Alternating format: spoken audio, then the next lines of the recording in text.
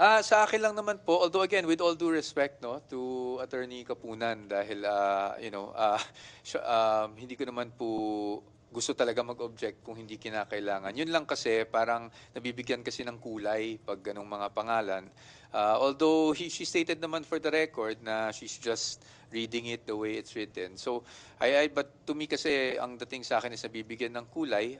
Of course, no offense meant to Attorney Kapunan. I'm just doing my job as counsel. So, and I found the question to be objectionable. If you noticed, medyo malimit lang naman yung pag-o-object ko kanina. Maraming bagay na sa tingin ko hindi na dapat objectan. At katulad nga kanina, nagkaroon kami ng issue na ang pinapa-strike out ko yung sagot. Ang sabi, dapat nag-object ako sa tanong. Well, kaya kinailangan kong i-put on record lang na hindi naman kasi talaga objectionable yung tanong. Pero yung sagot yung objectionable.